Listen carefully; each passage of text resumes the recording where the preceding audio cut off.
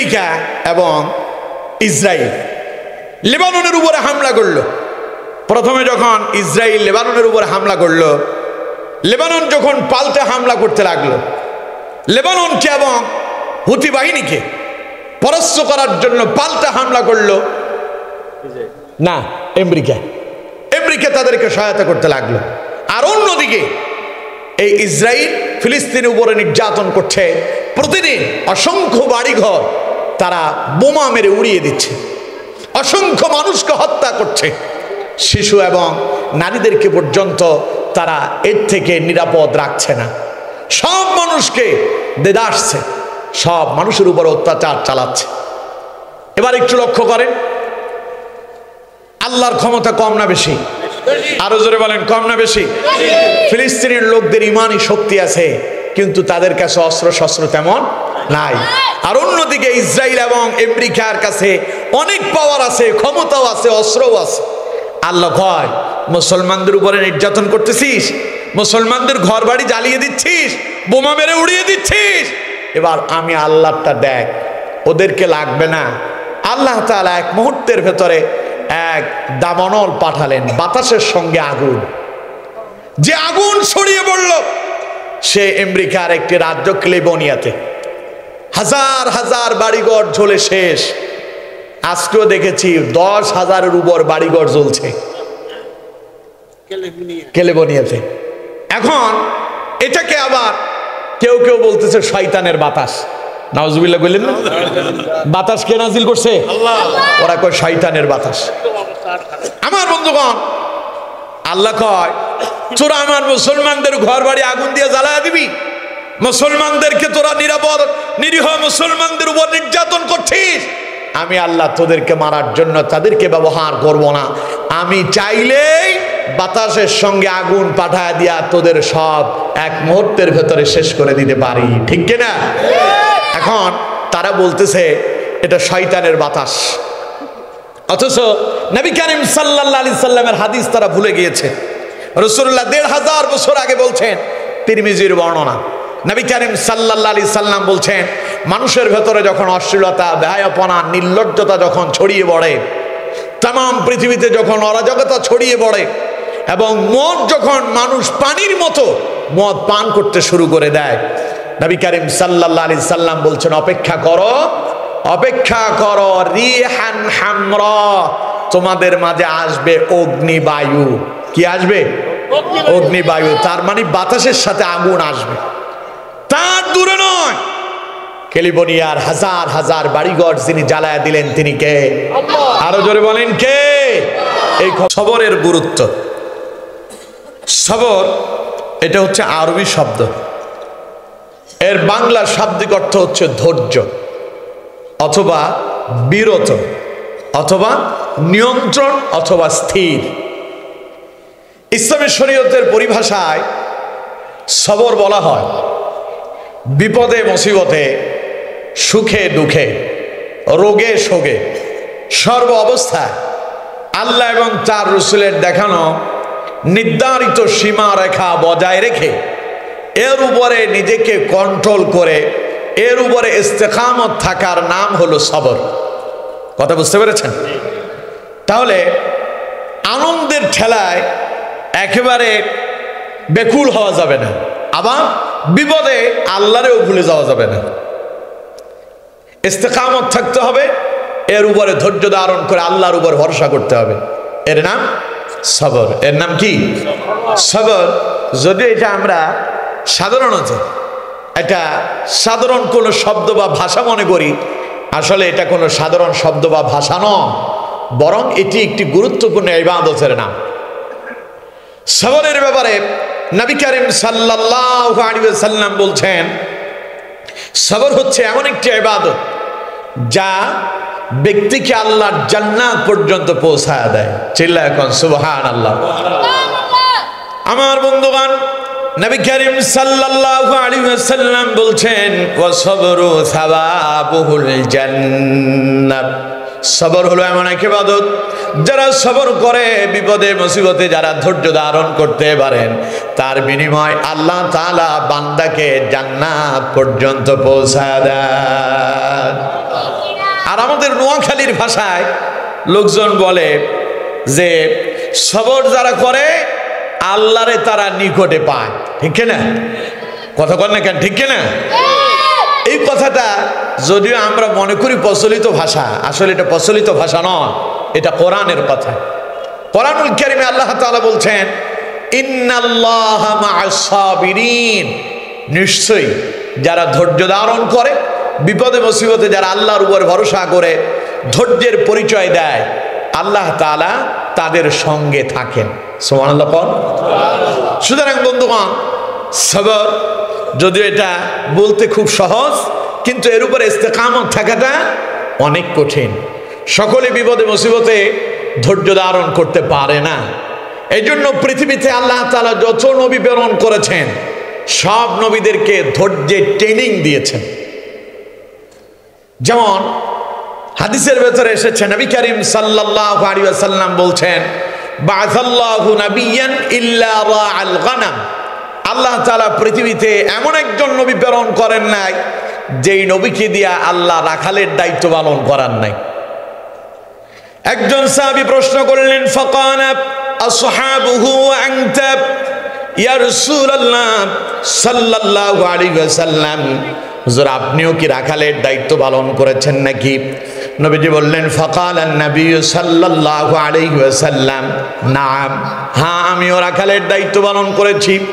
তার মানে আমার বন্ধুগণ, হযরত আদম আলাইহিস সালাম থেকে শুরু করে মুহাম্মদুর রাসূলুল্লাহ সাল্লাল্লাহু আলাইহি ওয়াসাল্লাম পর্যন্ত যত নবীরা এই পৃথিবীতে এসেছেন সব নবীদেরকে দিয়া আল্লাহ তাআলা রাখালের দায়িত্ব পালন করালেন। এর মানে নবীদেরকে রাখাল বানানো আল্লাহর উদ্দেশ্য নয়, বরং নবীদেরকে দিয়ে আল্লাহ তাআলা ছাগল চড়ালেন। ছাগল চড়ায়া নবীদেরকে ধৈর্যের ট্রেনিং আল্লাহ তাআলা দিয়েছেন। পড়েন সুবহানাল্লাহ। কারণ কি? ছাগল চড়ানো এটা খুব স্বাভাবিক কোনো কাজ না।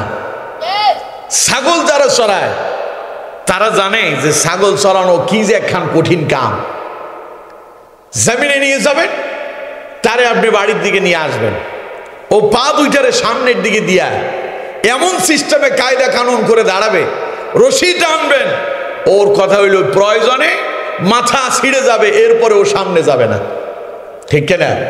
কথা বলেন না কেন, ঠিক কিনা? এরপরে রশিটা যদি কোনোভাবে ছেড়ে দেন ওরে আর খুঁজেই পাবেন না। তার মানে ছাগল পালন করা অত্যন্ত কঠিন কাজ।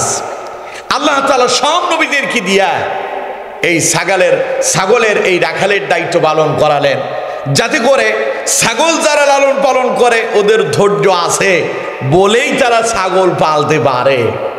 এর জন্য আমার বন্ধুগণ, আল্লাহ তাআলা নবীদেরকে দিয়া ছাগল চড়ালেন। উদ্দেশ্য হলো নবীরা যেহেতু মানুষের কাছে কোরআনের দাওয়াত, ইসলামের দাওয়াত দেবে, ছাগলের চাইতেও মানুষ এর চাইতে আরো বেশি কানাডা মার্কা। কি মার্কা? কানাডা। এদেরকে আপনি যতই বোঝাবেন এরা সহজে বুঝ নেবে না। এইরকম নাড়া, এরকম কিছু নাড়া মানুষও আছে না নাই? আরো জোরে বলেন, আছে না নাই? তার মানে ছাগল তো রশি বান্ধা ওরে এক জায়গায় থুয়ে দিছে, ও আর এই দিক সেই দিক যাইতে পারে না। কিন্তু মানুষ তো আর রশি বান্ধা থাকে না, ওরে ছেড়ে দিলে যেই কোনো দিক গিয়ে সেই চলে যেতে পারে। মানুষকে কন্ট্রোল করা ছাগল লালন পালনের চাইতে আরো কঠিন। এই জন্য আল্লাহ তাআলা নবীদেরকে ধৈর্যের ট্রেনিং দিতে গিয়া সব নবীদেরকে দিয়া আল্লাহ তাআলা রাখালের দায়িত্ব পালন করেছেন। আমার বন্ধুগণ, তার মানে নবীদেরকে আল্লাহ তাআলা ধৈর্যের ট্রেনিং দিয়েছিলেন। কেন দিয়েছেন? কারণ নবীরা যখন দাওয়াতি কাজ করবেন চতুর্দিক থেকে বাধা আসবে, এই বাধা উপেক্ষা করে ধৈর্যের পরিচয় দিয়া নবীদেরকে সামনে এগিয়ে যেতে হবে। এই জন্য আল্লাহ তাআলা নবীদেরকে এই ধৈর্যের ট্রেনিং দিলেন। আর সব নবীরাই সবচাইতে বেশি বিপদ আর মুসিবতের সম্মুখীন হয়েছেন এবং প্রত্যেক নবী বিপদ আর মুসিবতে ধৈর্যের পরিচয় দিয়েছেন। সুবহানাল্লাহ। আমার বন্ধুগণ, যেমন কোরআনুল কারীমে আল্লাহ তাআলা বলছেন ওয়া ইসমাঈল ওয়া ইদরিস ওয়া যাল কিফ কুল্লুম মিনাস সাবিরিন। আল্লাহ পাক বলছেন ইসমাঈল, ইদরিস এবং যুলকিফল সব সমস্ত নবীরাই ছিলেন ধৈর্যশীল। আল্লাহ তাআলা নবীদের মাঝ থেকে এমন ভাবে ধৈর্যের পরিচয় নিয়েছেন, ধৈর্যের পরীক্ষা নিয়েছেন, সব নবীরাই প্রত্যেক পরীক্ষায় ধৈর্যের সাথে উত্তীর্ণ হয়েছে। চিল্লায় কোন সুবহানাল্লাহ। আমার বন্ধুগণ, হযরত ইব্রাহিম আলাইহিস সালামের নাম তো সবাই শুনছেন, শুনছেন না? ইব্রাহিম আলাইহিস সালামের নাম শুনেন নাই এমন কেউ কি এখানে আছেন? কথা কয় না, আছেন? ইব্রাহিম আলাইহিস সালাম ওনার পরিচয় কি কোন তো? জাতির পিতা। হ্যাঁ, মাশাআল্লাহ। একজন ডাইরেক্ট আয়াত দিয়ে দলিল শুরু করছে ইব্রাহিম কি, এ তো নোয়াখালী। পড়েন আলহামদুলিল্লাহ। নোয়াখালীকে বলা হয় আলেমের ঘাঁটি, ইসলামের ঘাঁটি হলো নোয়াখালী। আমার বন্ধুগণ, ইব্রাহিম আলাইহিস সালাম হচ্ছেন মুসলিম মিল্লাতের জাতির পিতা। 16 বছর তো স্লোগান শুনছেন, 16 বছর না, স্বাধীনতার এই 54 বছর ধরে শুনছেন জাতির পিতা নাকি অন্য কেউ, শুনছেন না? কথা কয় না, শুনছেন না? ওইটারে জাতির পিতা না বলার কারণে কত মসজিদের ইমামেরও যে চাকরি গেছে তার কোনো হিসাব নাই। অথচ যিনি জাতির পিতা বলে আল্লাহ তাআলা তাকে সাব্যস্ত করলেন তার ব্যাপারে তাদের কোনো বক্তব্যই নাই। অথচ আমার বন্ধুগণ, হযরত ইব্রাহিম আলাইহিস সালামের পরিচয় কোরআনুল কারীমে আল্লাহ তাআলা অত্যন্ত চমৎকার ভাবে তুলে ধরেছেন। আল্লাহ তাআলা বলছেন, মিল্লাতা আবিকুম ইব্রাহিম হুয়া সাম্মাকুমুল মুসলিমিন। আল্লাহ পাক বলছেন, ও পৃথিবীর মুসলমানেরা শোনো, ইব্রাহিম শুধু যে নবী তা নয়, মিল্লাতা আবিকুম ইব্রাহিম, ইব্রাহিম হচ্ছেন গোটা পৃথিবীর মুসলিম মিল্লাতের জাতির পিতা। হুয়া সাম্মাকুমুল মুসলিমিন, কারণ তিনি মুসলমানদের নাম রেখেছেন। সুবহানাল্লাহ কয় না কে? আরো জোরে কোন সুবহানাল্লাহ। তাহলে আমাদের জাতির পিতার নাম, এই কথা বলতে কোনো ভয় আছে? জোরে বলেন, ভয় আছে? চিল্লায় বলেন, আমাদের জাতির পিতার নাম সেই ইব্রাহিম আলাইহিস সালাম কেমন ধৈর্যের পরীক্ষা দিয়েছেন দেখুন। আমার বন্ধুগণ, হযরত ইব্রাহিম আলাইহিস সালাম এমন এক পরিবারে জন্মগ্রহণ করলেন, বাপ হলো কাফের, সন্তান ইব্রাহিম আলাইহিস সালাম তিনি হলেন নবী। বাপ খালি কাফের যে তা নয়, ইব্রাহিম আলাইহিস সালামের বাবা তিনি ছিলেন মূর্তি খালি পূজাই করতেন না, তিনি মূর্তি বানানোর কারিগর ছিলেন। বলেন নাউজুবিল্লাহ। ইব্রাহিম আলাইহিস সালামের বাপ মূর্তি তৈরি করতেন, আর ইব্রাহিম আলাইহিস সালাম এসেছেন মূর্তির বিরুদ্ধে মানুষদেরকে সতর্ক করতে। সেই ইব্রাহিম আলাইহিস সালাম যখন কালেমার দাওয়াত দেওয়া শুরু করলেন, ইসলামের দাওয়াত দেওয়া শুরু করলেন, ইব্রাহিম আলাইহিস সালামের দাওয়াত শোনার পরে চতুর্দিকে লোকজন চিন্তা করতেছে ইব্রাহিম আবার কি করে আবার নতুন এক ইলার দাওয়াত দিতে শুরু করলো। ঘটনা চলে গেল তৎকালীন সময়ের বাদশা নমরুদের দরবারে এই ঘটনা চলে গেল।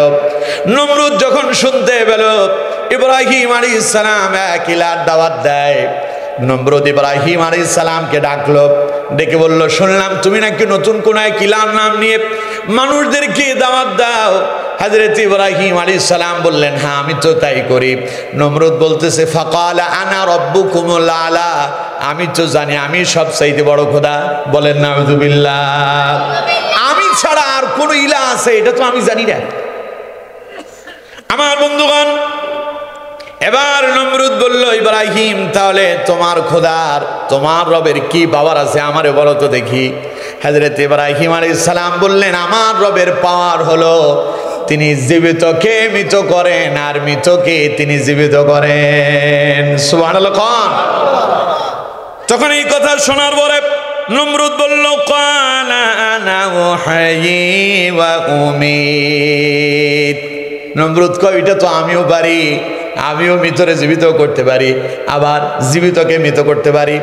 ইব্রাহিম আলাইহিস সালাম বললেন, কিভাবে পারো?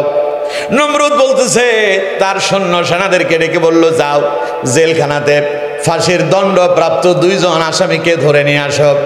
মৃত্যুদণ্ডপ্রাপ্ত 2 জন আসামিকে ধরে নিয়ে আসা হলো। নমরুদ একজনকে বলল, যাও আমি তোমারে বেকসুর খালাস দিয়ে দিলাম, আরেকজনকে বলল ওরে মৃত্যুদণ্ড দিয়ে দাও। তার মানে নমরুদ বুঝাতে চাইলো, ওরে ইব্রাহিম দেখো আমিও পারি, আমি একজনের জীবন দিলাম আরেকজনের মৃত্যু দিলাম, কম তো দেখি জীবন আর মৃত্যু দেওয়ার একচ্ছত্র মালিককে। নমরুদ যেটা করছে ওইটা কি আসলে ঠিক? কথা কোন ওইটা কি ঠিক? ও দুইজন ফাঁসির দণ্ডপ্রাপ্ত আসামিরে নিয়ে আসা একজনে বললো যে তোমারে ক্ষমা করে দিলাম, আরেকজনে বললো যে ওটারে মৃত্যুদণ্ড দিয়ে দিলাম। এই কথা বলার পরে ইব্রাহিম কয়, পাগলি কয় কি? দাওয়াতের সিস্টেম এবার ইব্রাহিম আলাইহিস সালাম পরিবর্তন করলেন। ইব্রাহিম আলাইহিস সালাম বললেন, قال إبراهيم فإن الله يأتي بالشمس من المشرق فأت بها من المغرب فبهت الذي كفر وأن الله أكبر আরো জোরে কোন আল্লাহু আকবার। ইব্রাহিম বলল, قال إبراهيم, আল্লাহ কয় ইব্রাহিম বলছে, فإن الله يأتي بالشمس من المشرق, আমার রব তো প্রতিদিন পূর্ব দিগন্ত থেকে সূর্য উদিত করে পশ্চিম দিগন্তে অস্তমিত করেন। فأتي بها من المغرب, তুমি যদি পারো সূর্যটারে পশ্চিম দিগন্তে উদিত করে পূর্ব দিগন্তে অস্তমিত করো। আল্লাহ তাআলা কয় ফাবুহিতাল্লাযী কাফার, ওই নির্বোধ কাফেরের তখন জবান বন্ধ হয়ে গেছে। বলে এই নমরুদ ইব্রাহিম আলাইহিস সালামের বিরুদ্ধে লেগে গেল, কারণ সেই ইব্রাহিমের কাছে হেরে গেছে। কারণ ইব্রাহিম দাওয়াত দেয় কার দিকে? আরো জোরে বলেন কার দিকে? আর নমরুদ দেখে নিজের দিকে, অর্থাৎ তাগুতের দিকে, শয়তানের দিকে। এখন কোন তো বিজয় যারা পাবে তারা কি আল্লাহর পক্ষের লোকেরা পাবে না নমরুদের পক্ষের লোকেরা পাবে? তার মানে যারা আল্লাহর পক্ষে থাকে আল্লাহর পক্ষ থেকে তাদের জন্য সাহায্যও আসে। সুবহানাল্লাহ। ইব্রাহিম আলাইহিস সালাম তিনি আল্লাহর পয়গম্বর, শুধু আল্লাহর পয়গম্বর নন, ইব্রাহিমকে বলা হয় ইব্রাহিম খলিলুল্লাহ, যিনি আল্লাহকে বন্ধু বানিয়েছেন। সুবহানাল্লাহ। আল্লাহ যা চেয়েছেন ইব্রাহিম আল্লাহর জন্য তাই করেছেন। সুতরাং ইব্রাহিমকে সাহায্য করাটা কার দায়িত্ব? সবাই বলতে হবে কার দায়িত্ব? কারণ ইব্রাহিম মানুষকে ডাকে আল্লাহর দিকে আর নমরুদ ডাকে তাগুতের দিকে। এখন ইব্রাহিম কিন্তু নমরুদের বিরুদ্ধে কিছু বলেন নাই, ইব্রাহিম তার রবের পক্ষে দলিল দিয়েছিল। এই কথা শোনার পরে নমরুদের মেজাজ খারাপ হয়ে গেল। ইব্রাহিমের খোদাকে, ইব্রাহিমের রবকে সেই কিভাবে হত্যা করবে তার ষড়যন্ত্র পাকাতে লাগলো। আমার বন্ধুগণ, তার আগে যখন ইব্রাহিমের সঙ্গে পেরে উঠতেছে না, এমন সময় নমরুদ একটা কৌশল করলো যে ইব্রাহিমকে কোনোভাবেই ছাড় দেওয়া যাবে না। মাঝখানে একখান ঘটনা আছে যে তারা যখন সবাই মূর্তি পূজাতে ব্যস্ত, তারা তাদের উপাসনালয়ে মূর্তিগুলো রেখে তারা এক মেলায় গেল। মেলায় যাওয়ার পরে ইব্রাহিম আলাইহিস সালাম সেই মন্দিরে ঢুকলেন। ঢুইয়া মন্দিরের মূর্তিগুলোর সামনে দিয়ে তাকায়া তিনি দেখতে পেলেন ওদের সামনে অনেক খাবার দাবার রাখা, সেখানে মাছিগুলো উঠতেছে। ইব্রাহিম আলাইহিস সালাম ওদের ওই মূর্তিগুলোরে তো তারা খোদা মনে করত। ইব্রাহিম আলাইহিস সালাম সেই মূর্তির দিকে সম্বোধন করে বললেন, কিরে তোরা খাইস না কে? ও মা, এরা তুই কথাই কয় না, ঘটনা কি তোদের? ইব্রাহিম আলাইহিস সালাম কয়, মাঝখানে দেখি কত মাছি উড়ে, ও তো মাছিও দাঁড়াইতে পারে না। ইব্রাহিম আলাইহিস সালাম বললেন, সুতরাং যেই নিজেকে নিজেই নিয়ন্ত্রণ করতে পারে না, যে নিজেই নিজেকে কন্ট্রোল করতে পারে না, মাছেই তাড়ানোর ক্ষমতা রাখে না, ওটা কখনো মানুষের খোদা হতে পারে না। ইব্রাহিম আলাইহিস সালাম সব মূর্তি ভেঙে চুরমার করে দিলেন, আর বড় মূর্তিটার ঘাড়ের উপরে একখান উঠার রেখে দিলেন, যেগুলোর আমাদের নোয়াখালীর ভাষায় কয় কুড়াই। এরকম একটা কুড়াই বড় খোদার কান্দের উপর রেখে দিচ্ছে। ইতিমধ্যে লোকজন মেলা থেকে আসলো, এসে দেখতে পেল যে তাদের খোদাদের অবস্থা খুব খারাপ, খোদারা মারামারি কইরা সবাই শেষ। ইব্রাহিমকে জিজ্ঞাসা করলো, ইব্রাহিম এই ঘটনা কে ঘটাইছে? ইব্রাহিম কই কোথায়, আমারে নিয়ে চলো। ইব্রাহিম আলাইহিস সালাম সেখানে গেলেন। ইব্রাহিম আলাইহিস সালাম গিয়ে বললেন যে তোমাদের বড় খোদা মনে হয় এই কাম করছে, কারণ তার ঘাড়ের উপরে কুঠা রাখাস। এখন তারা বলতেছে ইব্রাহিম তুমি কি বলো, ওরা তো মূর্তি, ওরা কি করে আবার ঝগড়া করে একজন আরেকজন এইভাবে নাক চোখ সব হাত পা ভেঙে ফেলবে, এই ক্ষমতা তো ওদের নাই। ইব্রাহিম বললেন তাহলে কি করে তারে তোমরা খোদা মনে করো? সুবহানাল্লাহ কইলেন না? আমার বন্ধুগণ, ইতিমধ্যে সংবাদ চলে গেল নমরুদের কাছে। নমরুদ বললে ইব্রাহিমকে পাকড়াও করো, এই তো আমাদেরকে বিভ্রান্ত করতেছে। ইব্রাহিমকে পাকড়াও করা হলো, ইব্রাহিমকে আগুনে ফেলে দেওয়া হবে। বিশাল বড় আগুনের স্তূপ তৈরি করা হলো, আগুনের কুণ্ডলী বানানো হলো। এত বিশাল পরিমাণ আগুনের স্তূপ তৈরি করা হলো, আকাশের 1 মাইল উপর দিয়া যদি কোনো পাখি উড়ে যেত, ওই আগুনের তাপে পাখিটা মাটিতে পড়ার আগেই কয়লা হয়ে যেত। বিশাল অগ্নি তৈরি করছে, ইব্রাহিমকে হত্যা করবে। ইব্রাহিমকে কি করবে? সবাই বলতে হবে, ইব্রাহিমকে কি করবে? আগুনে ফেলে হত্যা করবে। কারণ ইব্রাহিম মানুষদেরকে কার দিকে ডাকে? কথা বলে না, কার দিকে? আল্লাহর দিকে ডাকলেই বাতিলদের কলিজায় আগুন লাগে, ঠিক কিনা? জোরে বলতে হবে, ঠিক কিনা? বিগত 16 বছরে কোরআনুল কারীমের কথা বললে এক শ্রেণীর মানুষের কলিজায় আগুন লাগতো। ওরা কোরআনের মাহফিলে 100% জারি করত, ওরা আলেমদেরকে ধরে জেলখানায় বন্দী করত। আমাদের কোরআনের পাখি আল্লামা সাঈদীকে মিথ্যা মামলা দিয়া 13টা বছর জেলখানায় বন্দী করে দুনিয়া থেকে বিদায় করেছিল, ঠিক কিনা? অপরাধ কি? অপরাধ সাঈদী কোরআনের হক কথা বলে, অপরাধ আমির হামজা কোরআনের হক কথা বলে, অপরাধ মামুনুল হক কোরআনের হক কথা বলে, অপরাধ রফিকুল ইসলাম মাদানী কোরআনের হক কথা বলে, অপরাধ জসিমউদ্দিন রহমানী কোরআনের হক কথা বলে। তাই তাদেরকে ধরে ধরে জেলখানায় জালেমরা বন্দী করে, ঠিক কিনা? জোরে বলেন, ঠিক কিনা? আমি আপনাদেরকে প্রশ্ন করি, জেলখানা কি ভালো মানুষের জন্য না সন্ত্রাসের জন্য? এবার কোন তো যে আলেমদেরকে ধরে জেলখানায় বন্দী করা হয়েছিল, কয়জন আলেমের কাছে অস্ত্র পাওয়া গেছে? কথা বলেন, একজনের কাছে পাওয়া গেছে? জোরে বলতে হবে, পাওয়া গেছে। তার মানে তাদের মূল উদ্দেশ্য হলো ইসলামটাকে ঠেকিয়ে দেওয়া, ইসলাম যাতে করে সামনে অগ্রসর হতে না পারে, মানুষ যেন কোরআনের দিকে আসতে না পারে, মানুষ যেন ইসলামের প্রতি আকৃষ্ট হতে না পারে, এই জন্য জালেমরা আলেমদেরকে জেলখানায় বন্দী করেছিল, ঠিক কিনা? আমাদের আল্লামা সাঈদীর অপরাধ কি ছিল? সাঈদী সাহেব তার কলিজার টুকরা সন্তান রফিক বিন সাঈদীর জানাজায় দাঁড়িয়ে বলেছিলেন, ও আল্লাহ, তোমার ইজ্জতের কসম, তোমার সম্মানের কসম, 1971 সালের 1 ফোঁটা বালি বা কাদা আমার গায়ে লাগে নাই, ঠিক কিনা? তাহলে আমার অপরাধ কি? আমার অপরাধ, আমি কোরআনের হক কথা বলি, আমার আলোচনা শুনে বেঈমান আল্লাহওয়ালাতে পরিণত হচ্ছে, বেনামাজি নামাজিওয়ালা হচ্ছে, সন্ত্রাস ভালো মানুষ রূপান্তরিত হচ্ছে। এগুলো জালেমরা সহ্য করতে পারে নাই, তাই আমারে বানালো রাজাকার, আমারে বানালো চোর, আমারে বানালো ডাকাত, আমারে বানালো সন্ত্রাস, আমারে মিথ্যা মামলা দিয়া জেলখানায় বন্দী করেছে, ঠিক কিনা? তাহলে তাদের মূল উদ্দেশ্য ছিল ইসলামটাকে স্তব্ধ করে দেওয়া। ওদের মূল উদ্দেশ্য কি ছিল? কারণ তারা জানে সাঈদীকে গ্রেফতার করতে পারলে এই দেশে ইসলামের দাওয়াত বন্ধ হয়ে যাবে। কারণ যেই সাঈদী জীবনের 50 বছর আল্লাহর কোরআনের দাওয়াত দিলেন, সে আল্লামা সাঈদীর দাওয়াতে 1জন 2জন নয়, হাজারের অধিক অমুসলিম কালেমা পড়ে মুসলমান হয়েছে। সুবহানাল্লাহ। সাঈদী সাহেব জেলখানায় বন্দী ছিলেন কত বছর? সবাই বলেন কত বছর? 13 বছর।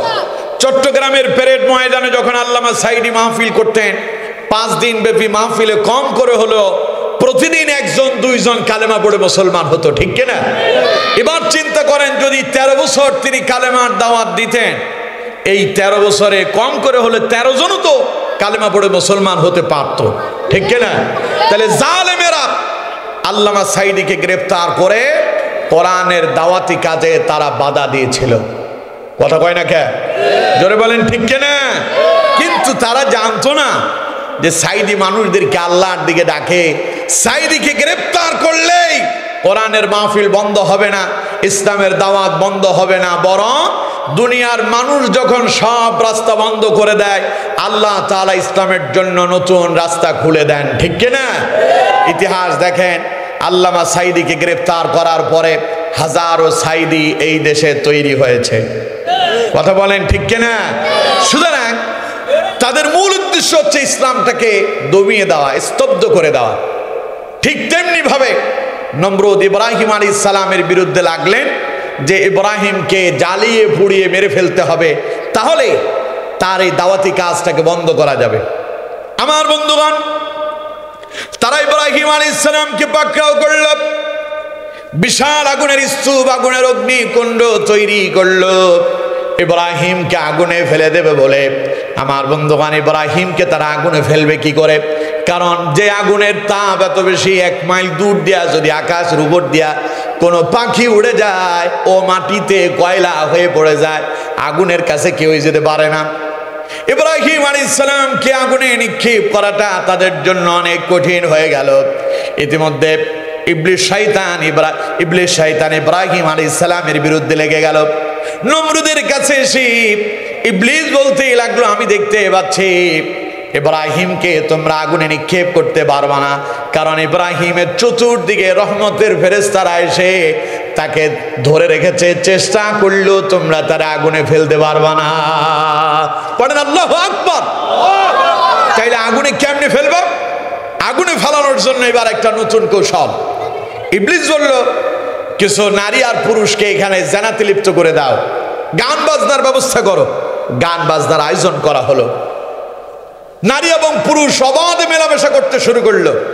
যেখানে গান বাজনা হয়, যেখানে অশ্লীলতা হয়, সেখানে রহমতের ফেরেশতা থাকে? জোরে বলতে হবে, থাকে? আমার বন্ধুগণ, রহমতের ফেরেশতারা সেখান থেকে চলে গেল। বলে ইব্রাহিম আলাইহিস সালামকে আগুনে ফেলে দেওয়াটা তাদের জন্য সহজ হয়ে গেল, কিন্তু আগুনের কাছে যাওয়াটা তাদের জন্য কঠিন। আগুনের কাছে যেতে পারে না। বলে কেমনে কি করবে? এবার ইবলিস শয়তান পরামর্শ দিচ্ছে যে ইব্রাহিমকে একটা চড়ক গাছের মাথায় বেঁধে ফেলো।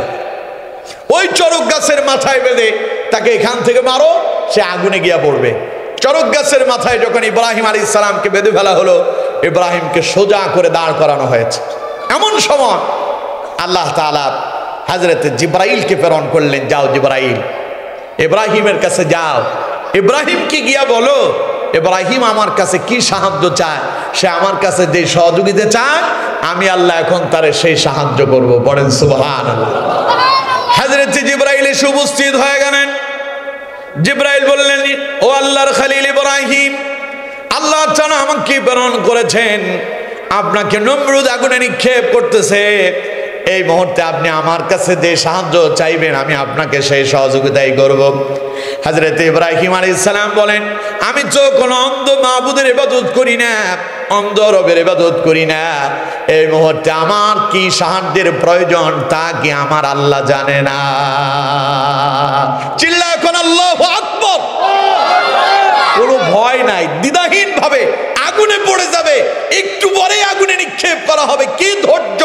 ইব্রাহিম বলছে, আমার কি সাহায্যের প্রয়োজন? জিবরাইল, তোমারে আমার বলার দরকার নাই, আমার কি এই মুহূর্তে প্রয়োজন ওটা আমার আল্লাহ খুব ভালো করেই জানে। সুবহানাল্লাহ কোন? আমার বন্ধুগণ, এমন এক ধৈর্যের পরিচয় দিলেন হযরত ইব্রাহিম আলাইহিস সালাম। ইব্রাহিম যখন বললেন, আমার এই মুহূর্তে কি সাহায্যের প্রয়োজন তা তো আমার আল্লাহ জানেন, কারণ আমি কোন অন্ধ মাবুদের ইবাদত করি না, অন্ধ রবের ইবাদত করি না। আল্লাহ রাব্বুল আলামিন বলেন, আমার ইব্রাহিম, আমি তো তোমার পরীক্ষা নিলাম, তোমার ধৈর্য কেমন আছে, তুমি ধৈর্যের পরীক্ষায় আজও উত্তীর্ণ হয়েছ। আল্লাহ রাব্বুল আলামিন বলেন, ইব্রাহিমকে যখন আগুনের ভেতরে তারা নিক্ষেপ করবে, নমরুদ যখন ইব্রাহিমকে আগুনে নিক্ষেপ করবে, এমন সময় আল্লাহ পাক আগুনকে লক্ষ্য করে বললেন, قلنا يا نار كوني بردا وسلاما على إبراهيم। চিল্লা এখন আল্লাহু আকবার। কোনটা আগুন কার কথা শুনে? আরো জোরে বলেন, কার? আল্লাহ আগুনরে বলে, ইয়া নারু কুনি বারদাম ওয়া সালামা, হে আগুন, আমার ইব্রাহিমের জন্য শীতল আরামদায়ক হয়ে যাও। সুবহানাল্লাহ। আমার বন্ধুগণ, আল্লাহ বলতে দেরি আগুন শীতল ফুলের বাগিচা হতে দেরি হয়নি। এবার কণ্ঠ দেখি ইব্রাহিম আলাইহিস সালামকে যিনি সাহায্য করলেন তিনি কে? আল্লাহ। কেন করেছেন?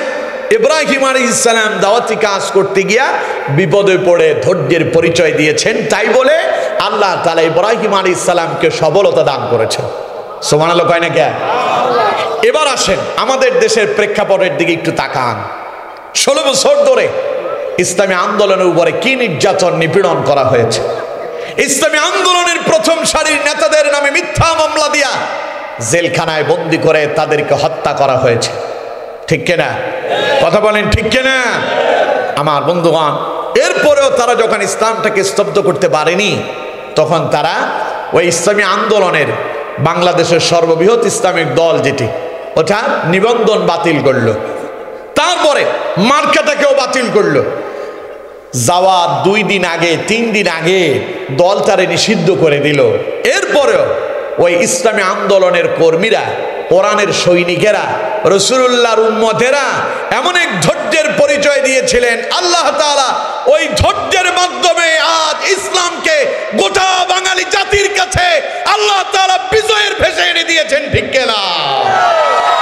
সুতরাং ধৈর্য ধারণ করলেই আল্লাহর পক্ষ থেকে বিজয় আসে। সুবহানাল্লাহ।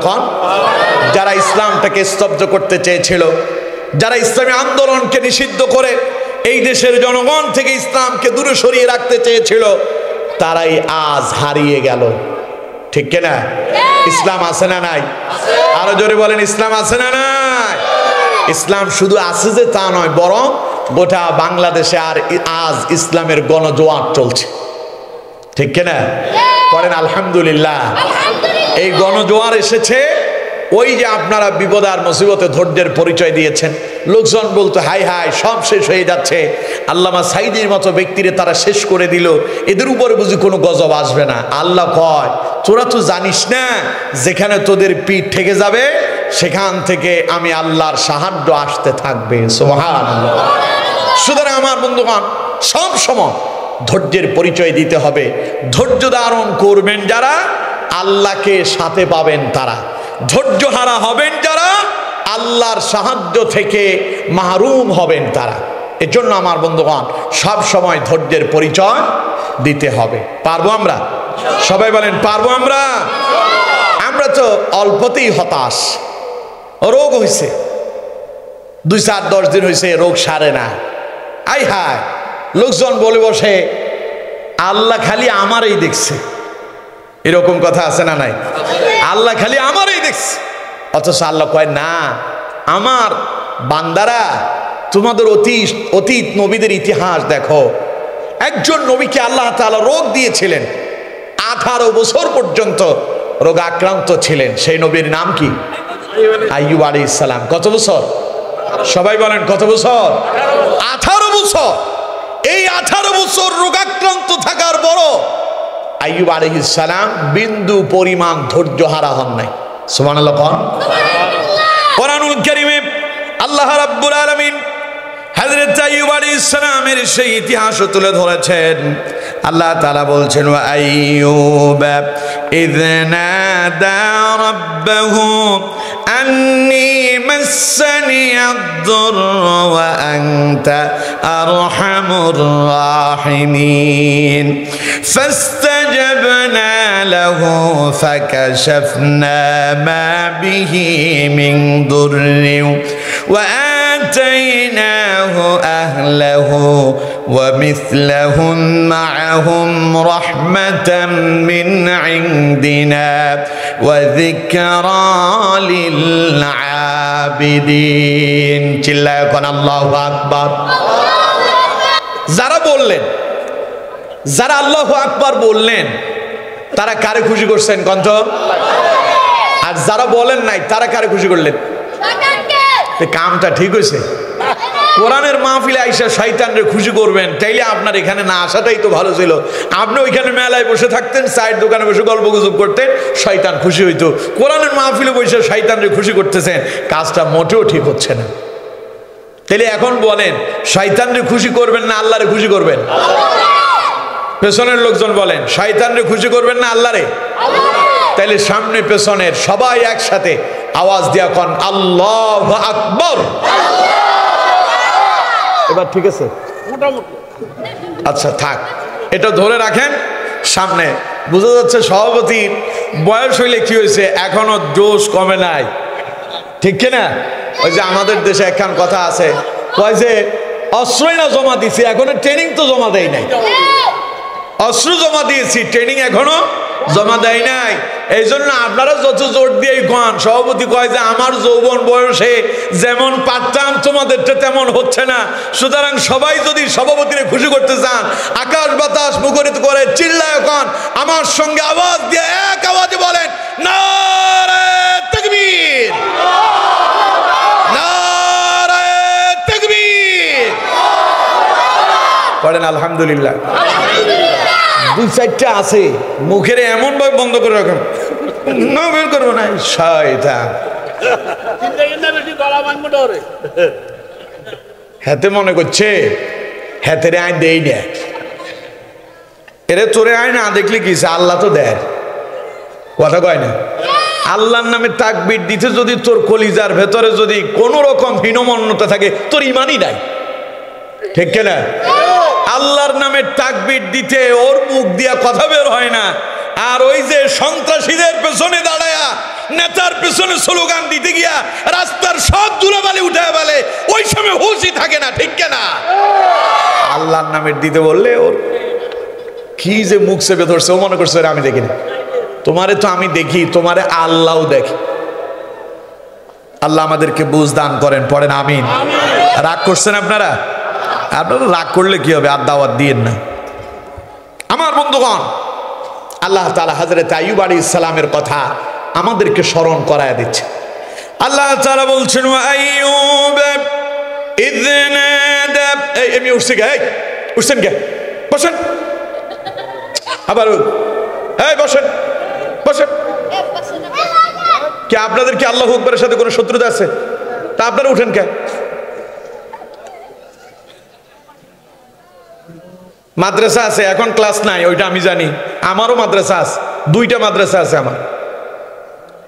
খামোখা কথাবার্তা কই না, আসছেন বসেন। আপনার উঠে যাওয়া দেখে আরেকজন উঠবে। ওয়াজ খালি মানুষের জন্য করলে হবে না, আমাদের হুজুরদের আগে আমল করতে হবে, ঠিক কিনা? আপনি রাগ করলে করেন, ওঠা যাবে না। ওই যে আমাদের কি জানো মুস্তাক ফয়জি নাকি কয় যে আমার মাহফিলে আসা যাবে, বসা যাবে, শোয়া যাবে, খাওয়া যাবে, মাগার উড়ন যাইত না।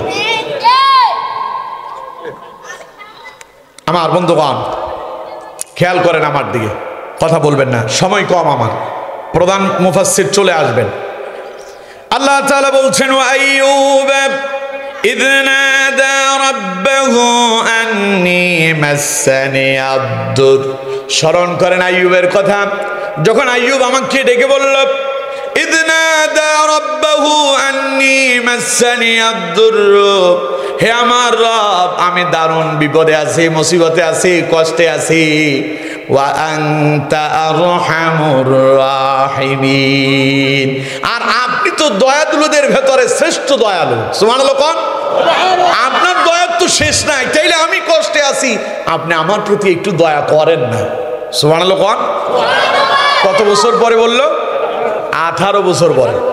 18 বছর পর্যন্ত হযরত আইয়ুব আলাইহিস সালাম কোনোদিন তিনি তার এই বিপদে, এই অসুস্থতায় কোনোদিন তিনি ধৈর্য হারা হন নাই। হযরত আইয়ুব আলাইহিস সালামের কি রোগ হয়েছিল? কুষ্ঠরোগ। শরীরের ভেতরে পচন ধরছে। মানুষের শরীরের পচা দুর্গন্ধ এত মারাত্মক যা ভাষায় প্রকাশ করা যাবে না। রাস্তায় একটা ইঁদুর মরছে, ইঁদুরটারে পাশের একটা গর্তের ভেতরে ফেলে দেওয়া হলো। ইঁদুর পচা গন্ধ যখন শুরু হয়, রাস্তা দিয়ে হেঁটে যাওয়া যায়? কথা বলেন, যায়? মানুষের শরীরের যদি পচন ধরে, এটা এর চাইতে আরো মারাত্মক হয়। হযরত আইয়ুব আলাইহিস সালামের কোনো অভাব ছিল না। আইয়ুব আলাইহিস সালাম ছিলেন বাদশা, অনেক সম্পদ আল্লাহ তাআলা তারে দিয়েছেন। যেমন তার পরিবার ছিল, তেমন তার সম্পদও ছিল, স্ত্রী ছিল, দাস দাসী ছিল। হযরত আইয়ুব আলাইহিস সালামের বিশাল সম্পদের অট্টালিকা ছিল। কিন্তু যখন হযরত আইয়ুব আলাইহিস সালামের এই কুষ্ঠরোগ দেখা দিল, শরীরের ভেতরে যখন পচন ধরতে শুরু করছে, কাছের লোকজন আস্তে আস্তে দূরে সরতে শুরু করছে। সব লোকেরা আইয়ুব আলাইহিস সালামকে ছেড়ে অন্যত্র চলে গেলেন। শুধু একজন স্ত্রী আইয়ুব আলাইহিস সালামের সেবা যত্নে নিয়োজিত ছিলেন। গ্রামের লোকেরা, এলাকার লোকজন শরীরের পচা দুর্গন্ধ সহ্য করতে না পেরে হযরত আইয়ুব আলাইহিস সালামকে তারা ডাস্টবিনে রেখে এসেছে। যেখানে ময়লা ফেলে রাখা হয়, এইরকম ময়লার স্তূপের ভেতরে হযরত আইয়ুব আলাইহিস সালামকে রেখে আসা হয়েছে। চিন্তা করেন, একজন মানুষের এত সম্পদ ছিল, তিনি এখন কত অবহেলিত হলেন। তাফসীর ইবনে কাসিরের বর্ণনা এসেছে, হযরত আনাস রাদিয়াল্লাহু তাআলা আনহু বলেন, হযরত আইয়ুব আলাইহিস সালাম 18 বছর পর্যন্ত এইভাবে রোগাক্রান্ত ছিলেন। শুধুমাত্র তার জিহ্বা আর তার কলব ছাড়া গোটা শরীরের এমন কোনো জায়গা ছিল না যেখানে পোকামাকড় বাসা বাঁধে নাই। গোটা শরীরের ভেতরে পছন্দ ধরছে, শরীরের ভেতরে পোকামাকড় বাসা বেঁধে ফেলেছিল। হযরত আইয়ুব আলাইহিস সালামের দুইজন ভাই ছিলেন যারা মাঝে মধ্যে আইয়ুব আলাইহিস সালামের খবর নিতেন। একদিন সকালবেলা দুই ভাই আইয়ুব আলাইহিস সালামকে দেখতে গেলেন। দেখতে যাওয়ার পরে দুইজনের ভেতরে একজন মন্তব্য করে বসলেন যে আইয়ুব মনে হয় এমন অপরাধ করছে যা বিশ্বের কোনো মানুষ করে নাই। পাশের জন বলল, কি বলো তুমি? আইয়ুব আলাইহিস সালামের মতো এমন ব্যক্তির ব্যাপারে তুমি এই ধারণা কেমনে করছো? যিনি ধারণা করলেন তিনি বলতেছেন, তাহলে দেখো, দীর্ঘ 18টা বছর হয়ে গেল। এই দীর্ঘ 18 বছরে আইয়ুব আলাইহিস সালামের শরীর থেকে রোগ আল্লাহ দয়া করে দূর করতেছে না। তার মানে নিশ্চয়ই তিনি এমন অপরাধ করছেন যে অপরাধ আল্লাহ তাকে ক্ষমা করে না। পাশের জন বলল যে বিষয়টা আমার কাছে এত ভালো লাগলো না। সকাল চলে গেল, সন্ধ্যাবেলায় দুইজন আবার আইয়ুব আলাইহিস সালামের সঙ্গে সাক্ষাৎ করতে গেলেন। যার কাছে বলা হলো সে নিজেকে আর কন্ট্রোল করতে পারলো না। আইয়ুব আলাইহিস সালামকে বললেন, আমার ভাই আজকে আপনার ব্যাপারে একটা মন্তব্য করছে। আইয়ুব আলাইহিস সালাম বললেন, কি মন্তব্য করছে? যে আমার ভাই বলছে যে তুমি মনে হয় এমন কোনো অপরাধ করছো যে অপরাধ তামাম পৃথিবীর কেউ করে নাই, যার কারণে আল্লাহ আজকে 18 বছর পর্যন্ত তোমার এই রোগ থেকে তোমার মুক্তি দিচ্ছে না। তখন আইয়ুব আলাইহিস সালাম বললেন, আমি জানি না এমন কোনো অপরাধ আমি করছি কিনা, তবে আমি আমার সম্পর্কে জানি এবং আমার সম্পর্কে আমার আল্লাহ জানেন। রাস্তায় যদি কোনো দুইজন ব্যক্তি ঝগড়ায় লিপ্ত হতো, তাদের ভেতরে কোনো একজন যদি কসম করে কোনো কথা বলতেন, বাড়িতে গিয়া আমি মনে মনে চিন্তা করতাম লোকটা হয়তো তার রাগের কারণে কসম করছে, এই কথা চিন্তা করে আমি তার পক্ষ থেকে কসমের কাফারা আদায় করে দিতাম। সুবহানাল্লাহ কোন। অথচ তার ভাইরা এই কথা বলার পরেও রাগ করেন নাই। কি ধৈর্যের পরিচয়! তার স্ত্রী, যিনি সব সময় তার সঙ্গে ছিলেন, স্ত্রী যা উপার্জন করতো তা দিয়ে সংসার চলত। আইয়ুব আলাইহিস সালাম ছিলেন ডাস্টবিনে। সারাদিন স্ত্রী কাজ করতেন, পরের বাড়িতে গিয়ে কাজকর্ম কইরা যা পেতেন তা হযরত আইয়ুব আলাইহিস সালামের মুখে সন্ধ্যাবেলায় তুলে দিতেন। আমার বন্ধুগণ, তাফসীর ইবনে কাসিরের বর্ণনা এসেছে, হযরত আইয়ুব আলাইহিস সালামের স্ত্রী একদিন সারাদিন ঘুরে বেড়ালেন, কোথাও কোনো কাজ পেলেন না। সন্ধ্যা হয়ে গেল, আজ কোনো খাবার জুটল না। আইয়ুব আলাইহিস সালামের জন্য তিনি কোনো খাবারের ব্যবস্থা করতে পারলেন না। স্ত্রীর মনটা খুব খারাপ হয়ে গেল। মনে পড়ল, আমার স্বামী অসুস্থ, আমি যদি তার জন্য আজকে খাবারের ব্যবস্থা করতে না পারি, শরীরটা তার আরো খারাপ হয়ে যাবে। আইয়ুব আলাইহিস সালামের স্ত্রী চিন্তা করলেন কি করা যায়। হযরত আইয়ুব আলাইহিস সালামের স্ত্রী তার চুল থেকে 2 ভাগ করলেন। এক ভাগ কেটে একজন ধনবান ব্যক্তির মেয়ের কাছে তা বিক্রি করে দিলেন। বিনিময়ে কিছু ভালো কিছু খাবার, উন্নত মানের কিছু খাবার পেলেন। ওই খাবারগুলো নিয়ে হযরত আইয়ুব আলাইহিস সালামের সামনে উপস্থিত হয়ে গেলেন। সন্ধ্যাবেলা আইয়ুব আলাইহিস সালাম যখন এই ভালো ভালো খাবারগুলো দেখতে পেলেন, স্ত্রীকে জিজ্ঞাসা করলেন, স্ত্রী এত ভালো ভালো খাবার আজ কোথায় পেয়েছো? হযরত আইয়ুব আলাইহিস সালামের স্ত্রী বললেন, আজ একটা প্রভাবশালী ধনবান ব্যক্তির বাড়িতে কাজ করেছিলাম, তিনি আমাকে এগুলো হাদিয়া দিয়েছেন, উপহার দিয়েছেন। হযরত আইয়ুব আলাইহিস সালাম সেগুলো আহার করলেন, খেয়ে নিলেন। কিন্তু পরের দিন আবারও যখন স্ত্রী আবারও যখন কাজের সন্ধানে বের হলেন, সারাদিন ঘুরে বেড়ালেন, আজও কোনো খাবারের ব্যবস্থা করতে পারলেন না, কাজ পেলেন না। সন্ধ্যাবেলায় চিন্তা করলেন, স্বামী আমার অসুস্থ, খাবারের যদি ব্যবস্থা করতে না পারি স্বামী আমার অত্যন্ত দুর্বল হয়ে যাবেন। তাই আইয়ুব আলাইহিস সালামের স্ত্রী বাকি চুলটাও আজ বিক্রি করে দিলেন ওই মেয়েটার কাছে। আজও আবার নতুন কিছু ভালো মানের খাবার নিয়ে এলেন। আইয়ুব আলাইহিস সালামের সামনে গিয়া যখন সেই খাবার পরিবেশন করলেন, আইয়ুব আলাইহিস সালাম জিজ্ঞাসা করলেন, এই খাবারগুলো কোথায় পেয়েছ? হযরত আইয়ুব আলাইহিস সালামের স্ত্রী বললেন, গতকাল যেই বাড়িতে কাজ করেছি আজও সেই বাড়িতেই কাজ করেছি। হযরত আইয়ুব আলাইহিস সালাম বললেন, না, আজ আমি তোমার এই আনা খাবার ততক্ষণ পর্যন্ত খাবো না যতক্ষণ পর্যন্ত সত্যটা তুমি আমাকে না বলবে। আমার বন্ধুগণ, হযরত আইয়ুব আলাইহিস সালাম খাবারটা মুখে তুলতে চান না, বসে আছেন। স্ত্রীর মনও মানায় না, স্বামী ক্ষুধার্ত অসুস্থ, এই স্বামী যদি না খান তাহলে পরে তিনি আরো অসুস্থ হয়ে যাবেন। হযরত আইয়ুব আলাইহিস সালামের স্ত্রী মাথা থেকে ওড়নাটা সরালেন। আইয়ুব আলাইহিস সালাম স্ত্রীর মাথার দিকে তাকায় দেখতে পেলেন সব চুলগুলো কেটে স্ত্রী সব চুলগুলো বিক্রি করে দিয়েছে। এই দৃশ্য দেখে হযরত আইয়ুব আলাইহিস সালামের মন খারাপ হয়ে গেল। আহারে, আমার এই পরিবারের জন্য আমার স্ত্রী কত কিছু করতেছে আমার জন্য। তখন তিনি পরাক্রান্ত হৃদয় নিয়া, মন নিয়া যখন ভেঙে পড়লেন, ওই মুহূর্তে তিনি আল্লাহকে স্মরণ করলেন আর দোয়া করলেন, ওয়া আইয়ুব ইয নাদা রাব্বাহু আন্নী মাসসানিয়াদ-দুররু ওয়া আনতা আরহামুর রাহিমিন। চিল্লায় কোন আল্লাহু আকবার। আল্লাহ তাআলা বলেন, নবী, আমার আইয়ুব 18টা বছর রোগাক্রান্ত ছিল, সারা শরীরের ভেতরে পছন ধরে গেল। 18 বছর পরে আইয়ুব আমারে ডেকে বলল, ইয নাদা রাব্বাহু আন্নী মাসসানিয়াদ-দুর, হে আমার রব, আমি তো দারুণ কষ্টে আছি, আমি তো বিপদে আছি, দুঃখে কষ্টে আমার জীবন শেষ হয়ে যায়, আমি তো রোগাক্রান্ত হয়ে আছি। ওয়া আনতা আরহামুর রাহিমিন, আপনি তো এমন রব, আপনি তো দয়ালুদের শ্রেষ্ঠ দয়ালু, আপনি তো ডাক্তারের শ্রেষ্ঠ ডাক্তার, যেখানে দুনিয়ার ডাক্তাররা ফেল হয়ে যায় আপনি তো আপনার ডাক্তারি দিয়ে আমারও সুস্থ বানায় দিতে পারেন। হে আমার রব, 18টা বছর কষ্ট করলাম, আজ আমার স্ত্রী আমার জন্য মাথার চুলগুলো পর্যন্ত কর্তন করে ফেলেছে। আল্লাহ, তোমার দরবারে ফরিয়াদ জানাই, দয়া করে আইয়ুবের এই দুঃখ কষ্ট তুমি দূর করে দাও। আল্লাহ রাব্বুল আলামিন বলেন, আইয়ুব যখন 18 বছর পরে আমাকে এই বলে ডাক দিল আর আমার রহমত আর বরকতের কথা বলে আমার কাছে ওসিলা করলো, তখন আমি সঙ্গে সঙ্গে আইয়ুবের ডাকি ইশারা দিয়া তারে শোনায়া দিলাম। ফাস্তাজাবনা লাহু ফাকাশাফনা মা বিহি মিন দুররি ওয়া আতাইনাহু আহলাহু ওয়া মিসলাহুম মাআহুম রাহমাতাম মিন ইনদিনা وذكرى للعابدين। পড়েন আল্লাহু আকবার। আল্লাহ পাক বলেন, ফাস্তাজাবনা লাহু, আমি আইয়ুবের ডাকে সাড়া দিলাম। ফাকাশাফনা মা বিহি মিন দুররিন, আমি আইয়ুবের দুঃখ কষ্ট দূর করে দিলাম।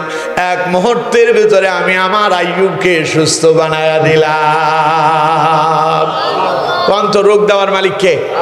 সুস্থ করার মালিক কে? সকল ক্ষমতা কার? চিল্লায় বলেন কার? এই জন্য আল্লাহ বলছেন, ওয়াল্লাহু আলা কুল্লি শাইইন কাদির, আল্লাহ হচ্ছেন সকল ক্ষমতার মালিক। দেখুন আল্লাহর ক্ষমতা কি, এই বিষয়টা একটু পরে বলছি। আল্লাহর ক্ষমতাটা কি দেখেন। আমেরিকা এবং ইসরায়েল লেবাননের উপরে হামলা করলো। প্রথমে যখন ইসরায়েল লেবাননের উপরে হামলা করলো, লেবানন যখন পাল্টা হামলা করতে লাগলো, লেবাননকে এবং হুতি বাহিনীকে পরাস্ত করার জন্য পাল্টা হামলা করলো না আমেরিকা।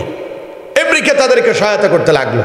আর অন্যদিকে এই ইসরায়েল ফিলিস্তিনের উপরে নির্যাতন করছে। প্রতিদিন অসংখ্য বাড়িঘর তারা বোমা মেরে উড়িয়ে দিচ্ছে, অসংখ্য মানুষকে হত্যা করছে, শিশু এবং নারীদেরকে পর্যন্ত তারা এর থেকে নিরাপদ রাখছে না। সব মানুষকে দেদাসছে, সব মানুষের উপর অত্যাচার চালাচ্ছে। এবার একটু লক্ষ্য করেন, আল্লাহর ক্ষমতা কম না বেশি? আরো জোরে বলেন, কম না বেশি? ফিলিস্তিনের লোকদের ইমানি শক্তি আছে, কিন্তু তাদের কাছে অস্ত্র শস্ত্র তেমন নাই।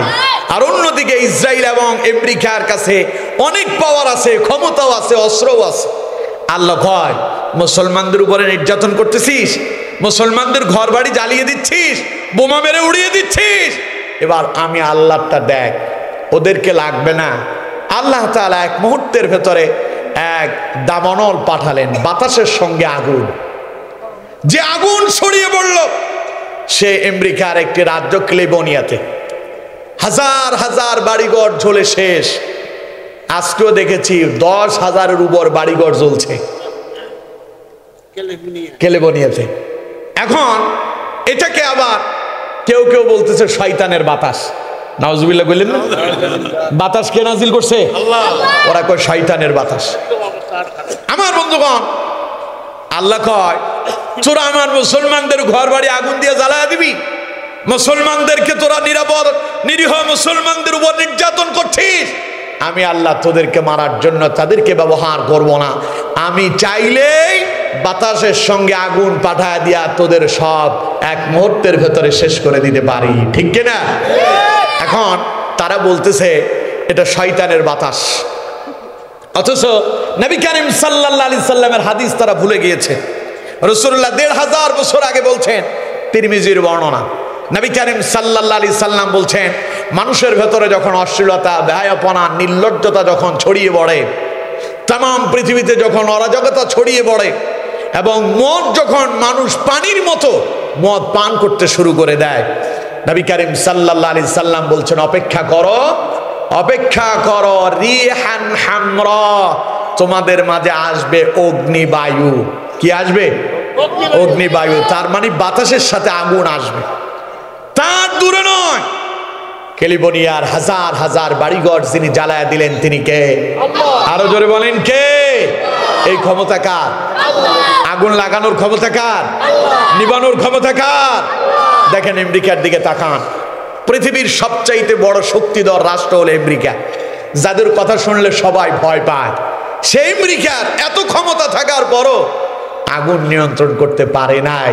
পারবে কেমনে?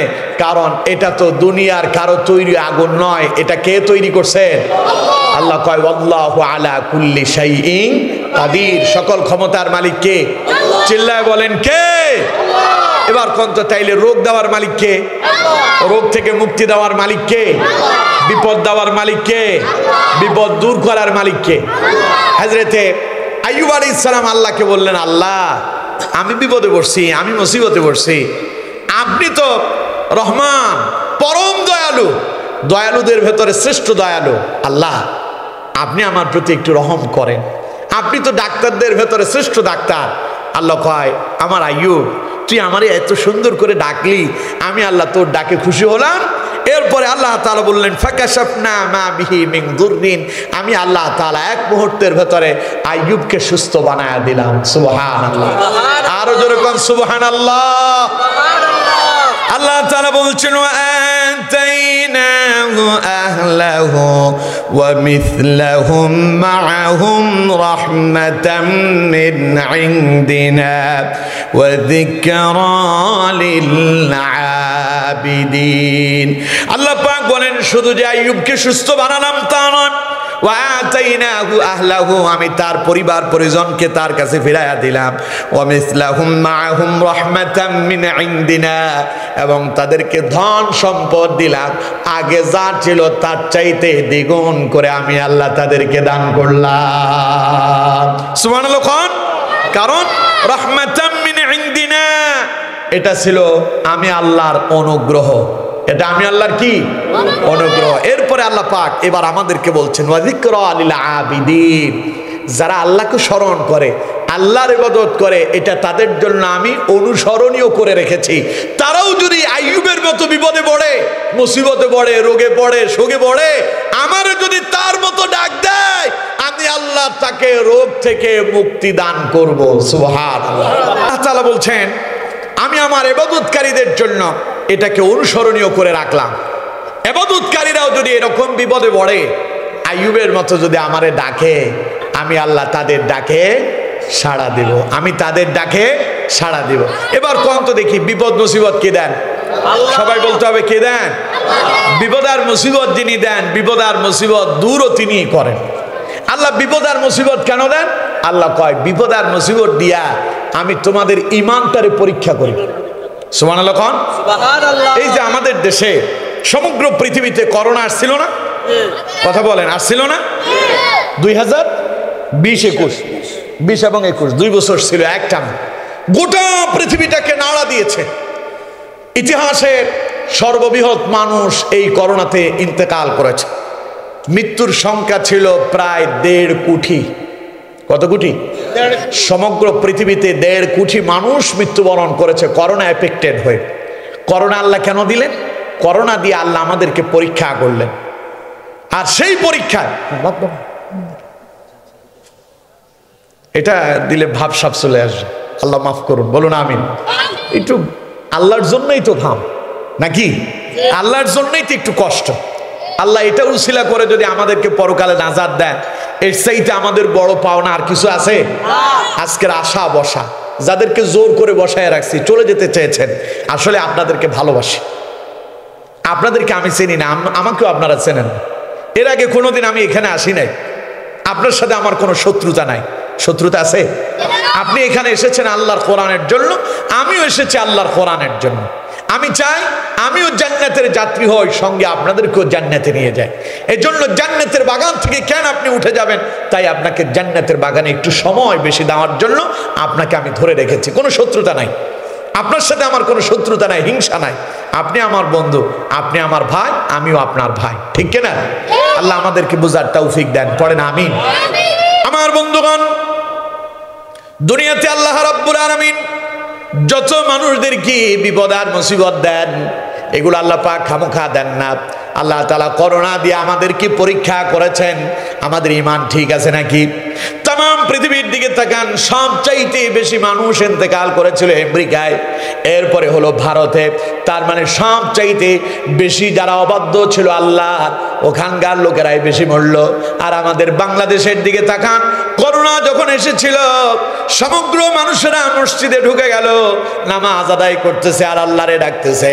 আল্লাহ রাব্বুল আলামিন বলেন, আমার বান্দারে তোরা যখন বিপদে পড়ে, মুসিবতে পড়ে ধৈর্য ধারণ করলি আর আমার সাহায্য কামনা করলি, আমি আল্লাহ রাব্বুল আলামিন আমার দয়া দিয়া, অনুগ্রহ দিয়া করোনাকে তোদের থেকে দূর করে দিলাম, ঠিক কিনা?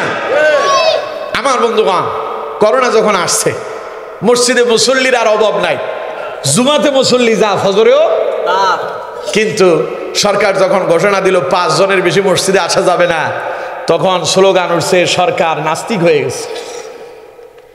এরপরে কিছুদিন পরে আসলো তারাবি, রমাদান আসছে, 15 জনের বেশি মসজিদে ঢুকতে পারবে না। লোকজনের বাড়িতে বাড়িতে তারা তারাবির নামাজের ব্যবস্থা করছিল। আপনাদের এদিকে হয়েছিল? বাড়িতে বাড়িতে বাড়িতে বাড়িতে অনেকে হাফেজ সাহেব রেখে তারাবির নামাজ আদায় করছেন। কিন্তু আমার বন্ধুগণ, সেই মুসল্লিরাই করোনা যখন চলে গেল, মসজিদ থেকে দূরে সরে গেল, ঠিক কিনা? জোরে বলেন, ঠিক কিনা?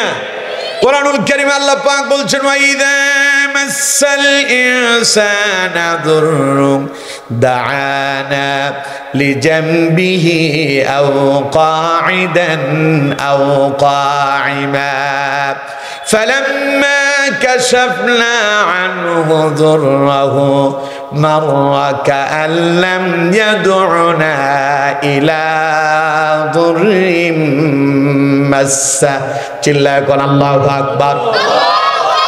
আল্লাহ পাক বলেন, আমার বান্দারে আমি যখন আমার কোন বান্দার উপরে বিপদ আর মুসিবত আসে, আমার বান্দারা উঠতে বসতে চলতে ফিরতে খাইতে শুইতে খালি আমারে ডাকে, আল্লাহ বাঁচাও, আল্লাহ বাঁচাও, আল্লাহ বাঁচাও।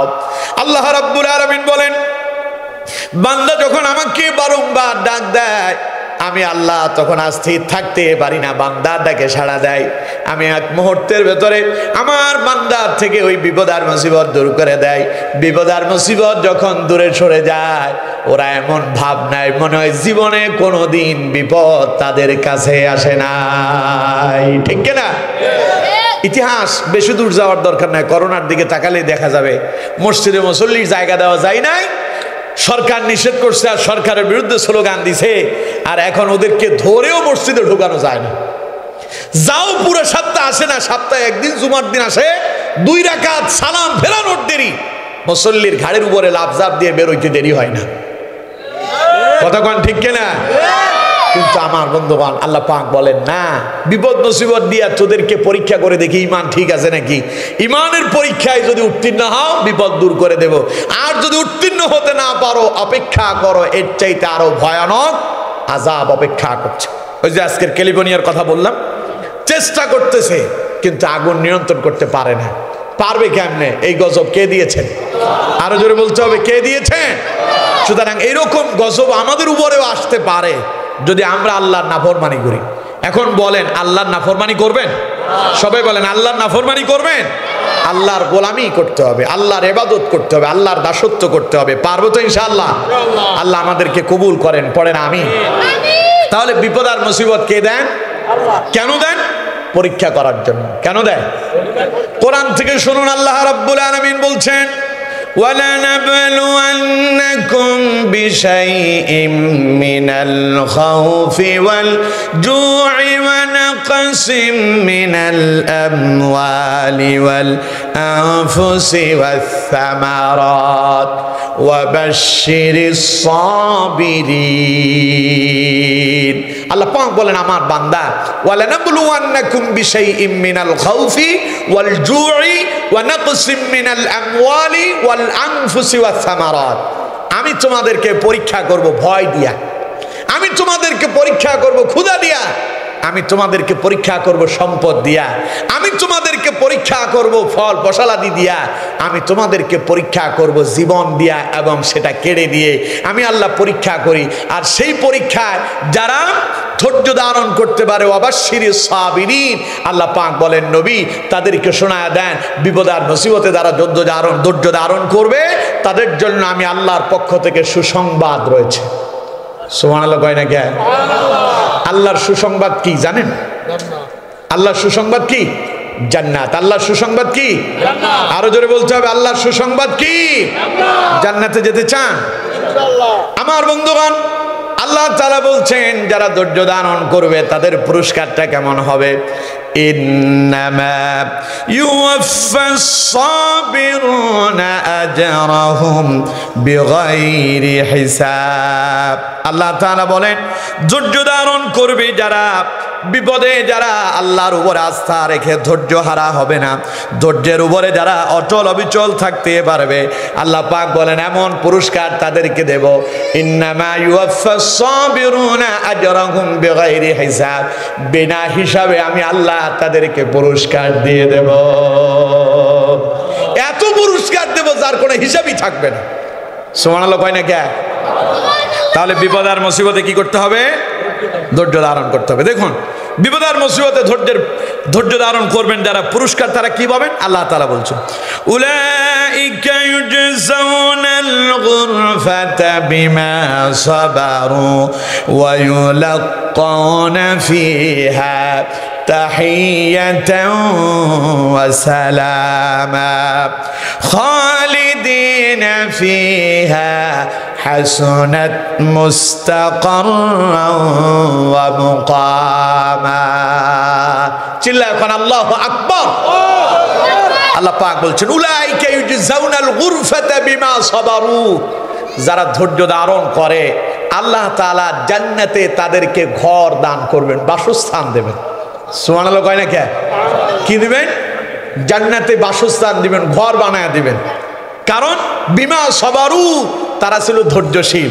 এরপর আল্লাহ পাক বলছেন, সেই জান্নাতে যখন তারা যাবে তাদেরকে ফেরেশতারা রিসিভ করবে। কারা রিসিভ করবে? সুবহানাল্লাহ কোন? ফেরেশতার রিসিভটা কেমন থাকবে? আল্লাহ তাআলা বলছেন, وَيُلَقَّوْنَ فِيهَا تَحِيَّةً وَسَلَامًا ফেরেশতারা তাদেরকে সম্মান আর ইজ্জতের সঙ্গে সালাম দিয়া শুভেচ্ছার স্বাগত জানায়া তাদেরকে জান্নাতের দিকে নিয়ে যাবে।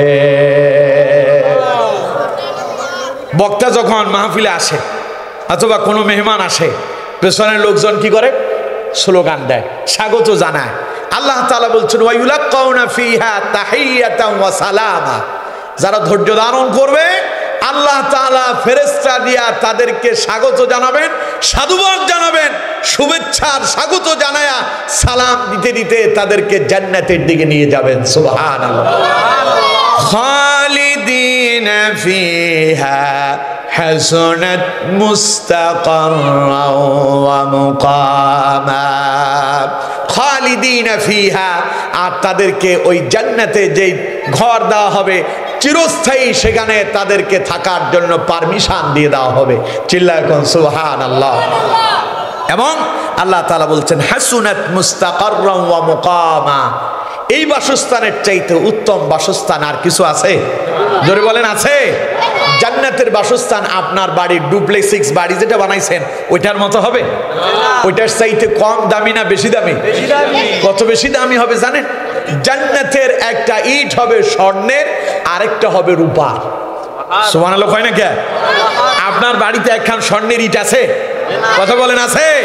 আপনার স্ত্রীর একটা নাকের বুট কিনে দেবেন স্বর্ণের, তা কিনতে আপনার অবস্থা খারাপ। অথচ আল্লাহ তাআলা জান্নাতে আপনাকে যে ঘর দান করবেন তার একটা ইট হবে স্বর্ণের, আরেকটা হবে রূপার। সুবহানাল্লাহ কোন? ওই জান্নাতের একটা ইট যদি ক্রয় করার জন্য গোটা পৃথিবীটাকে বিক্রি করে দেওয়া হয়, ওই একটা ইট কেনার পয়সা হবে না। সেই জান্নাত পেতে চান? সবাই বলেন পেতে চান? দেখি তো কারা কারা পেতে চান। নারে তাকবীর, নারে তাকবীর। দিন ইসলাম, দিন ইসলাম, আল কোরআনের আলো, আল হাদিসের আলো। নারে তাকবীর। হাত নামান, আল্লাহ আমাদের হাতগুলো কবুল করেন। পড়েন আমিন, আরো জোরে পড়েন আমিন। তাহলে আমাদেরকে ধৈর্য ধারণ করতে হবে বিপদে মুসিবতে। ধৈর্য হারা হওয়া, কথা বলেন, ধৈর্য হারা হওয়া। ধৈর্য ধারণ করার সিস্টেমও আছে। আল্লাহ তাআলা বলছেন ধৈর্য কেমনে করবেন? ইয়া আইয়ুহাল্লাযীনা আমানুস্তাঈনু বিস-সাবরি ওয়াস-সালাহ। আল্লাহ তাআলা বলছেন ইমানদারেরা, বিপদে পড়ছো, মুসিবতে পড়ছো, আমার কাছে সাহায্য চাইবা। আল্লাহ তাআলা বলেন আমানুস্তাঈনু বিস-সাবরি ওয়াস-সালাহ, ধৈর্যের সাথে নামাজের মাধ্যমে আমার কাছে সাহায্য চাও। সুবহানাল্লাহ কোন? যখন রোগ আসবে, বিপদ আসছে, সঙ্গে সঙ্গে ডাক্তারের কাছে যাওয়ার আগে অজু করেন। অজু কইরা নামাজের বিছানায় দাঁড়ায় যান, নামাজ আদায় করেন অত্যন্ত বিনয়ের সঙ্গে, তাড়াহুড়ো করে না। আল্লাহ বলছেন ধৈর্যের সাথে আমানুস্তাঈনু বিস-সাবরি ওয়াস-সালাহ, নামাজটারে ধৈর্যের সাথে পড়েন। নামাজ পড়ে আল্লাহর কাছে সাহায্য চান। এরপরে আপনি দুনিয়ার ডাক্তার দেখান, আল্লাহ তাআলা তখন আপনার ওই ডাক্তারির চিকিৎসাটাকে এত সহজ করবেন। আল্লাহ তাআলা কয় বান্দা, তুমি যখন নামাজের মাধ্যমে ধৈর্যের সাথে আমার কাছে সাহায্য চাইবে, জেনে রাখো ইন্নাল্লাহা মা'আস সাবিরিন, ওই বিপদে আমি আল্লাহকে তুমি কাছে পাবে। আরো জোরে কোন সুবহানাল্লাহ। নবী করিম সাল্লাল্লাহু আলাইহি সাল্লামের একটা কঠিন বিপদ সবাই আপনারা জানেন।